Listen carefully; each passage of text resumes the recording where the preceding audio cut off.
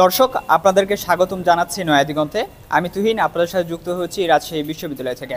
আমাদের সাথে আজকে রয়েছেন জুলাই যুদ্ধে আহত হওয়া একজন যোদ্ধা। তিনি মূলত এবার রাজশাহী বিশ্ববিদ্যালয় যে রাষ্ট্র নির্বাচন, এই নির্বাচনে শিবিরের সম্মিলিত শিক্ষার্থী জোট যে প্যানেল, সেই প্যানেল থেকে প্রতিদ্বন্দ্বিতা করছেন। তার সাথে আমরা আজকে রাষ্ট্র নিয়ে আলোচনা করব। তাছাড়াও আগে জানিয়ে রাখতে চাই, এই আজকে যে আমাদের সাথে রয়েছেন জুলাই আহত যোদ্ধা দীপ মাহবুব, তিনি মূলত কার্যনির্বাহী পদে প্রতিদ্বন্দ্বিতা করছেন। তিনি মূলত জুলাই আন্দোলনে তার ডান চোখে লেগে তার ব্রেন ইনজুরি হয়, যার পরিপ্রেক্ষিতে তার বাম পাশটা অকেজো হয়ে গেছে। তো তার সাথে আজকে রাষ্ট্র নিয়ে আমরা আলোচনা করব। দীপ ভাই, আপনার পরিচয়টা সম্পূর্ণ দেবেন। জি, আসসালামু আলাইকুম। আমি দীপ মাহবুব, পড়াশোনা করছি রাজশাহী বিশ্ববিদ্যালয়ের আইবি অনুষদে। আমার দেশের বাড়ি পাবনাতে, আমি সেখানেই বড় হই। তারপরে 2021 সালে রাজশাহীতে আসি এবং তারপর থেকেই আমার রাজশাহীর যাত্রা শুরু। এখন স্টিল নাও আমি রাজশাহীতেই আছি, আলহামদুলিল্লাহ। আসলে শহরটা বেশ ভালো।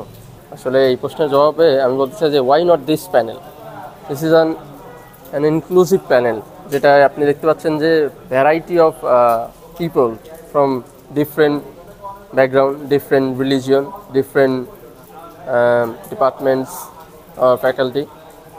যেমন সালমান সাব্বির ভাই আছেন, উনি তো জোস একটা মানুষ। তারপরে আমাদের সুজন ভাই আছেন, তারপরে আমাদের ফাহিম রেজা ভাই আছেন, আর মুস্তাকির রহমান জাহিদ ভাই তো আছেন, উনি তো নেতৃত্বের সেরা বলতে গেলে। এই জন্য আমার এই প্যানেলটাকে বেছে নেওয়া। আসলে সারাটা বেশ ভালো পাচ্ছে। আমি আসলে দুঃখিত যে আমি আসলে সরাসরি আপনাদের সাথে আমার এই শারীরিক অসুবিধার জন্য সরাসরি যুক্ত হতে পারতেছি না, আপনাদের সাথে সরাসরি সম্মুখে কথা বলে আমার জন্য দোয়া নিব বা সেরকম কিছু এরকম আমি করতে পারতেছি না আমার এই শারীরিক অসুবিধার জন্য।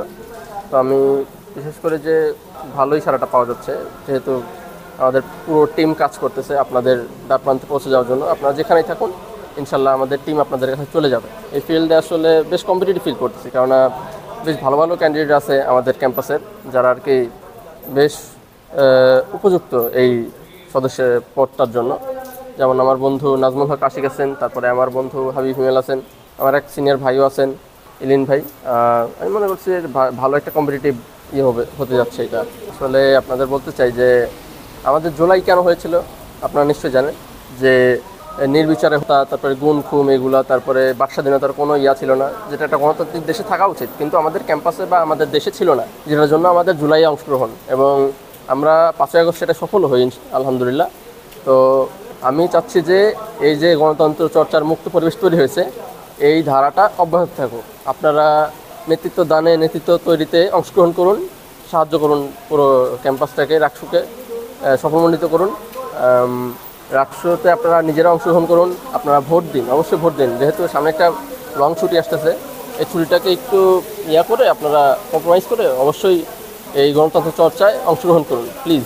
পুরো ক্যাম্পাসের ন্যায় ভিত্তিক ইনসাফের যতগুলো দাবি থাকবে ইনশাল্লাহ আমি সেগুলো নিয়ে কাজ করব এবং গণতন্ত্র চর্চার যে ধারা সেটা যেন অব্যাহত থাকে, সেটার জন্য আমি রাকসু যেন সঠিক সময়ে হয়, প্রতিবারই কার্যকর হয়, সেটার জন্য আমি দরকার হলে আমি নিজের পদ থেকে পদত্যাগ করব।